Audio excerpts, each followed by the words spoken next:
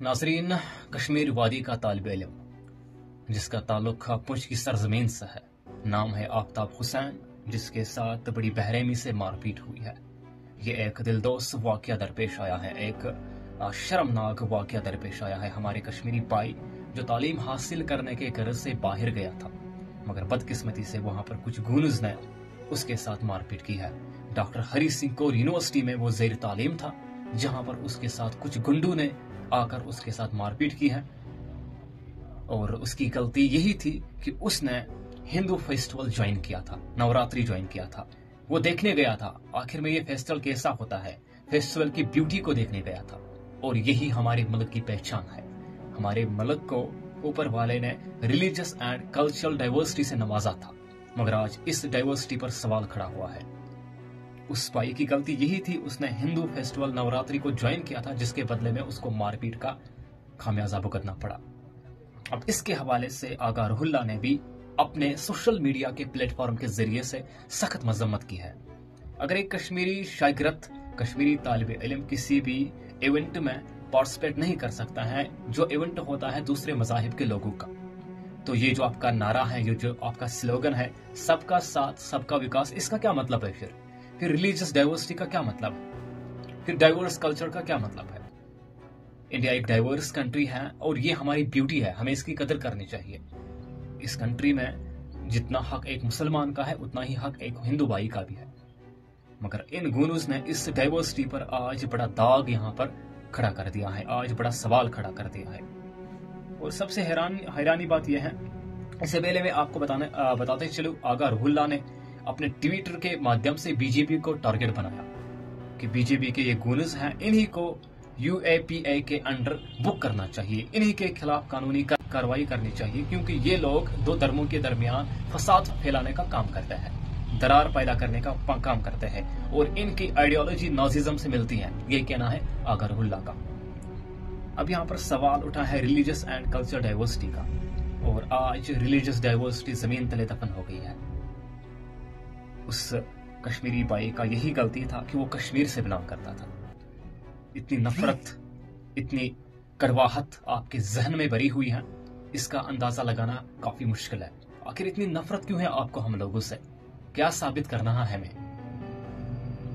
और सबसे शर्म की बात यह है, जो मेन स्ट्रीम मीडिया है वो चुप है, जो बड़े बड़े मीडिया प्लेटफॉर्म है वो चुप है। किसी भी मेन स्ट्रीम मीडिया ने इस खबर को नहीं चलाया, क्योंकि यहाँ पर टारगेट बना है कश्मीरी। नहीं चलाएंगे वो, मुझे मालूम है।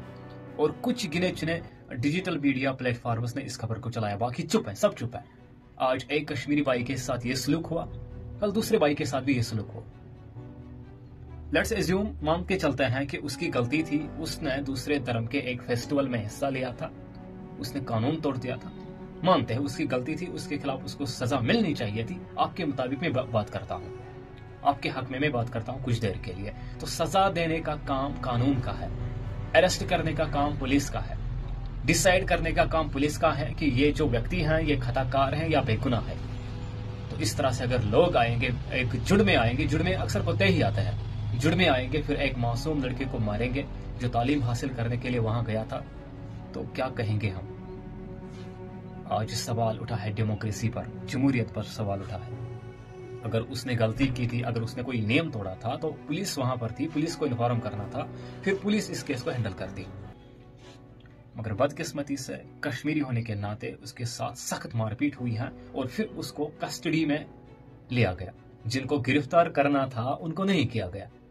ये हमारी ब्यूटी है, ये हमारी डेमोक्रेसी है, ये सेक्युलरिज्म का निजाम है। तो हम तो यही समझेंगे, फिर अगर यही सलूक हमारे साथ दिन ब दिन होता गया, तो दो कम्युनिटीज के दरमियान इससे दरार पैदा होती है, एक नफरत पैदा होती है, जो नहीं चाहते, जो हम नहीं चाहते हैं। तो यही डिमांड करता है कि ऐसे फसाद फैलाने वाले लोगों के खिलाफ अगर कार्रवाई नहीं हुई, तो डेमोक्रेसी पर सवाल उठेगा, जमहूरियत पर सवाल उठेगा, सेक्युलरिज्म पर सवाल उठेगा। ऐसे दरिंदे का यही मोटिव होता है कि दो धर्मों के दरमियान फसाद फैला, नफरत फैला। हिंदुस्तान एक डाइवर्स कंट्री है और ये हमारी ब्यूटी है, ये गॉड गिफ्ट है। तो आज सवाल बहुत सारे चीजों पर उठा है, और अभी भी उनके खिलाफ कार्रवाई नहीं की गई है जिन्होंने मारपीट में हिस्सा लिया था, जिन्होंने हमारे कश्मीरी भाई के साथ मारपीट की थी। क्या जुर्म था उसका? अगर उसने कोई फेस्टिवल ज्वाइन किया था, देखने के लिए गया था, अगर जुर्म ही था आपके मुताबिक, तो पुलिस को इन्फॉर्म करते, वही फिर सजा देते। तो इस तरह से क्या कहेंगे हम कह भी क्या सकते हैं? हमारी जुबान तो बेजुबान हो गई है यहाँ। नाज़रीन, इस वीडियो क्लिप के माध्यम से आप खुद देखिए किस तरह से ये लोग झुंड में आकर हमारे कश्मीर भाई को बेरहमी से मार रहे हैं और मारपीट कर रहे हैं, जो दूसरे रियासत से आया था तालीम हासिल करने के लिए बिल्कुल अकेला, और ये लोग झुंड में आकर कुत्ते की तरह इस पर टूट पड़े। गलती यही थी, इस भाई ने हिंदू फेस्टिवल नवरात्रि को ज्वाइन किया था, देखने के लिए गया था बेचारा, मगर इस भाई को क्या पता था ये भी यहाँ पर क्राइम है। अब यहाँ पर सवाल उठा है डेमोक्रेसी पर, सवाल उठेगा डाइवर्सिटी पर, सवाल उठेगा सेक्युलरिज्म पर, जिसके दावे कर रहे हैं मीडिया में, और मीडिया भी चुप है। किसी भी मेन स्ट्रीम मीडिया ने इस खबर को नहीं चलाया है, क्योंकि विक्टिम यहाँ पर कश्मीरी है। आपको बताते चले कि ये जो मुल्क है ये चलेगा संविधान के निज़ाम से, ये चलेगा जमहूरी निज़ाम से। ये एक डेमोक्रेटिक कंट्री है, और यहाँ पर कानून के अकॉर्डिंग अगर बात करेंगे, कानून के ऊपर कोई नहीं है। Nobody is above the law. कानून की नजर में सब एक जैसे हैं, चाहे वो हिंदू है, मुस्लिम है, सिख है, ईसाई है, जैन है, कोई भी है, बुद्ध है। कानून की नजर में सब एक जैसे है, और कानून की नजर में सब लोगों के लिए एक ही कानून है। आई बात समझ में? मगर शायद ये लोग भूल गई हैं कि हिंदुस्तान एक डेमोक्रेटिक कंट्री है। फिर याद दिलाने की कोशिश करूंगा कि इस कंट्री में बहुत सारे मज़ाहिब के लोग रहते हैं, अमन से रहते हैं, और फ्यूचर में भी अमन से रहेंगे। मगर सबसे पहले हमें इन लोगों का सफाया करना है जो लोग धर्म और जाति के नाम पर नफरत फैलाने का काम करते हैं। इनका सफाया करना काफी लाजमी है। इनको सलाखों के पीछे होना चाहिए। अगर ऐसे दरिंदों और कुत्तों को हम खुले छोड़ेंगे तो ये देश के लिए खतरा है। पहले इस दुश्मन को आप खत्म करें, जड़ से खत्म करें, क्योंकि सबसे पहले देश के जो दुश्मन है वो हमारे अंदर ही दाखिल है। इनको खत्म करना है, तभी यहाँ पर जो अमन है दो मजहबों के दरमियान, कम्युनिटीज के दरमियान, वो यहाँ पर आयद होगा। वरना जो डाइवर्सिटी है वो खतरे में है, यहाँ पर जो जमहूरी निज़ाम है वो भी खतरे में है। तो आइंदा जो फ्यूचर है बहुत सारे खतरे हमें झेलने पड़ेंगे। तो मेरी यही डिमांड है सरकार से, खासकर उमर अब्दुल्ला से, कि हमारे कश्मीरी भाई जो बाहर पढ़ रहे हैं उनके तहफ़्फ़ुज़ के बारे में सोचे, उनके सेफ्टी के बारे में सोचे। इतना भी आप नहीं कर सकते तो फिर किसके लिए आप कुर्सी पर बैठे हो? आप तो कहते हो कि मेरे पास की कोई बात नहीं है, फिर आप क्या हो? हमारी सेफ्टी चली गई, सब कुछ चला गया, हमारी इकोनॉमी डूब गई, और आप चुप हो। शर्म आनी चाहिए आप लोगों को।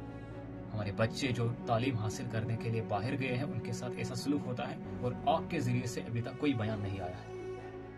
तो अभी भी वक्त है, जाग जाओ। ये जो हम पर बारी आ रही है ये बारी आप पर भी आएगी।